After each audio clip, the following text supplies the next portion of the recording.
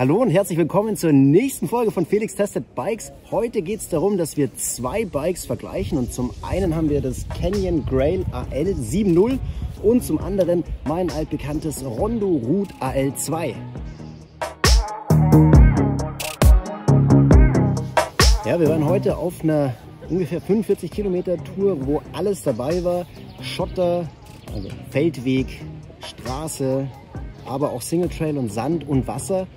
Und wir haben jetzt einfach mal zur Gaudi unsere Räder zwischendrin getauscht, um zu sehen, wie fährt denn da jeweils das andere Rad. Also Olli hat mein Rondo genommen, ich hatte Ollis Canyon und uns ist einiges aufgefallen, das wir gerne mit euch teilen wollen würden.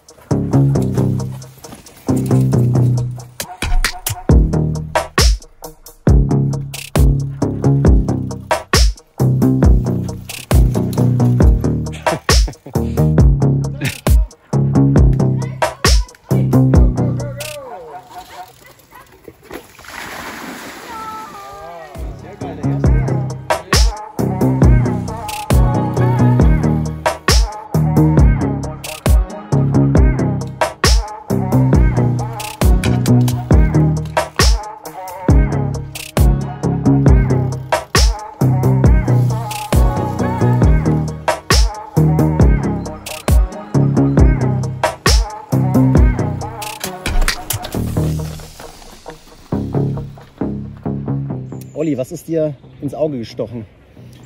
Also zuallererst ist mir aufgestochen, dass das Rondo ein Ticken schwerer ist als das Canyon, einfach nur vom Hochheben alleine schon. Ja. Liegt vielleicht auch an der Satteltasche und an dem ganzen Gepäck, das ich dabei habe, unter anderem deine Trinkflasche. Ja, das auch. Genau, aber das Gewicht kann man mal vergleichen. Ja, das ist, glaube ich, ein Ticken schwerer.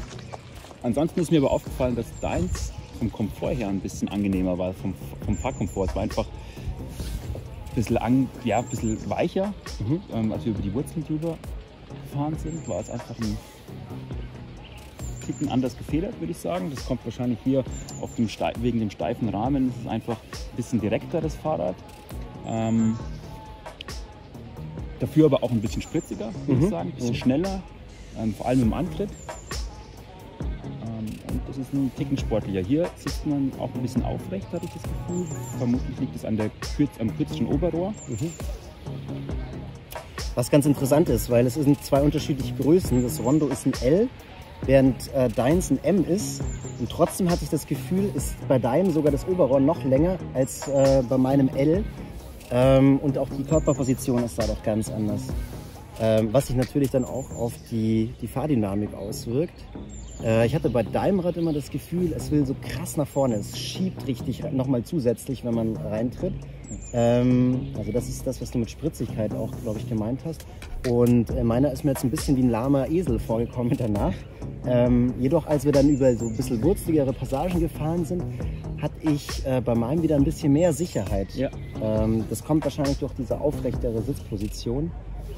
Und auch deine Schaltung und deine Bremsen sind mir sehr positiv aufgefallen. Ich merke jetzt langsam nach ungefähr 8 Wochen mit dem Rondo, dass es doch einen Vorteil hat, mechanische oder hydraulische Scheibenbremsen zu haben. Wäre was ich fürs nächste Rad wahrscheinlich mir überlegen würde anzuschaffen. Ja. Auch von der Schaltung her muss man sagen, dass die hier extrem direkt war. Ja. Auch wenn sie noch gewisse Sachen in der Einstellung noch geändert werden müssen. Ja. aber sie war doch ein Ticken direkter als deine, muss ich sagen. Ja. Sorry. Ja, ich nehme es gar nicht persönlich. Grün, ich glaube, beide Räder haben ihre Daseinsberechtigung. Man muss sich nur vorher sicher sein, was möchte man. Möchte man ein Rad, mit dem man halt auch vielleicht ein bisschen verblocktere Trails oder verwurzelte Trails fahren kann, dann wäre wahrscheinlich das Rondo Root die sichere Variante. Es geht mit beiden Rädern gut. Aber beim Canyon hätte ich jetzt das Gefühl, wenn jemand ein schnelles Rad sucht, mit dem er auch ordentlich auf der Straße bolzen kann und auch auf dem Schotterweg schnell unterwegs sein möchte, dann glaube ich, ist das Canyon die bevorzugte Wahl. Preislich ist es nicht der größte Unterschied. Also wir haben 1800 für das Canyon, 1600 für das Rondo.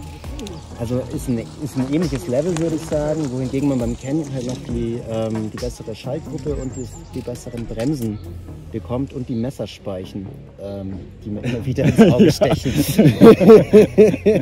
Was man bei dir noch dazu sagen kann, du hast Anbaumöglichkeiten für den Gepäckträger. Die gibt es bei mir hier drüben nicht. Also wenn man irgendwie Richtung Radreise vielleicht plant, ist das vielleicht auch eine Überlegung. Das stimmt, ja. Also dann finde ich deine goldenen Narben extrem schön. Wir haben auch noch zusätzlich beim Rondo den Unterschied, dass wir vorne diese Twin-Tip-Lösung haben. Vielleicht würde sich die Fahrdynamik nochmal ändern, wenn wir den Twin-Tip tauschen würden. Das heißt, wenn wir mit der Rennrad-Version fahren würden, das heißt, der Radstand wird länger, ich habe das schon mal vorgestellt, und die Körperhaltung wird auch noch ein bisschen rennradmäßiger. Das gilt es auszuprobieren, das würde ich wahrscheinlich in einem anderen Video mal machen. Aber trotzdem, was ins Auge fällt, ist einfach der Gewichtsunterschied. Obwohl beide Räder eine Carbongabel haben, ist gefühlt das Canyon 1-2 Kilo leichter. Schweißnähte sind bei beiden Rahmen relativ auffällig. Aber gut, irgendwo muss man Abstriche machen in der Preisklasse, würde ich sagen. Ja. Findest du das negativ oder positiv? Mit den Schweißnähten? Ja. Also es gibt ja wahrscheinlich auch Leute, die mögen es nicht. Schweißnähte. Weil ich magst du sie? Ich finde gar nicht, dass es jetzt... Ich finde gar nicht, dass es so ein Standard sein müsste, dass man Schweißnähte immer abschleift. Das macht es halt unnötig teuer auch. Ne? Die kommen ja auch nochmal dann irgendwie so 100 € Produktionskosten für den Rahmenbauer dazu. Ich finde, das kann man schon auch zeigen. Hat was Handwerkliches. Ja, da wurde mit der Hand geschweißt. Wahrscheinlich. Hier in Portugal, glaube ich, macht das Canyon. Und ruht in Polen wahrscheinlich. Wenn euch dieser Vergleichstest gefallen hat, dann lasst uns gerne ein Abonnement, ein Like oder Kommentar da. Wir freuen uns über weitere Themenvorschläge. Wir sehen uns. Ciao.